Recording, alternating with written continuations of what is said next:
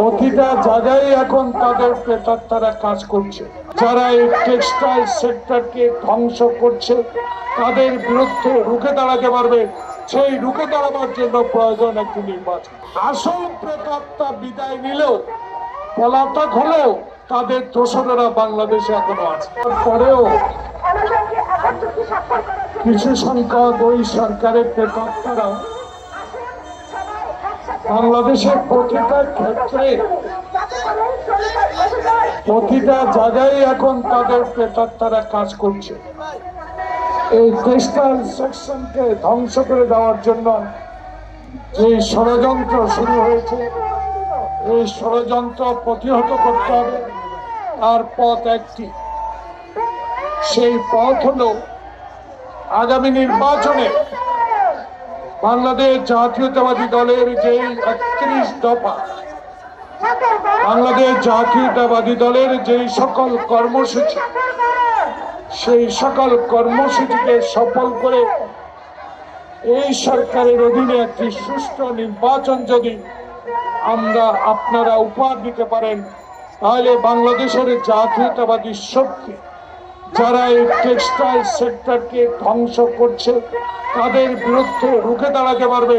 সেই রুখে দাঁড়াবার জন্য প্রয়োজন একটি নির্বাচন। একমাত্র স্মার্ট সিটি বসুন্ধরা, আধুনিকতায় এক ধাপ এগিয়ে।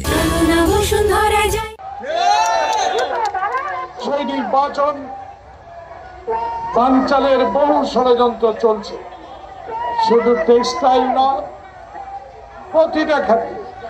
বাংলাদেশে গণতন্ত্র হত্যা করেছিল যে দলটি, বাংলাদেশের সংবিধান লঙ্ঘন করেছিল যে দলটি, বাংলাদেশের সাংবিধানিক প্রতিষ্ঠান নির্বাচন কমিশনকে যারা ধ্বংস করে দিয়েছিল, যারা 1 মিনিটে বাকশাল কায়েম করতে পেরেছে, যারা 1 মিনিটে সকল সংবাদপত্র বন্ধ করে দিতে পেরেছে, সেই প্রেতাত্মারা, আসল প্রেতাত্মা বিদায় নিলেও, পলাতক হলেও তাদের দোসরেরা বাংলাদেশে এখনো আছে।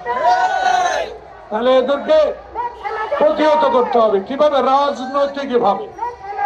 কিন্তু আমরা যখনই জাতীয়তাবাদী শক্তি আপনাদেরকে নিয়ে এটা প্রতিহত করার চেষ্টা করছি একটি নির্বাচনের মাধ্যমে, সেই নির্বাচনকে বানচাল করার জন্য আরেকটা ষড়যন্ত্র।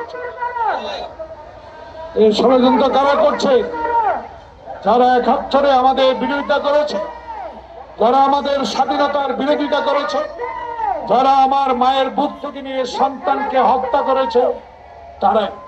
তাই তাদেরকে নিয়েও আজকে সতর্ক আপনাদের থাকতে হবে, যাতে তারা আগামী ফেব্রুয়ারির প্রথমার্ধে যে নির্বাচনটা হবে, সেই নির্বাচন যেন বানচাল করতে না পারে।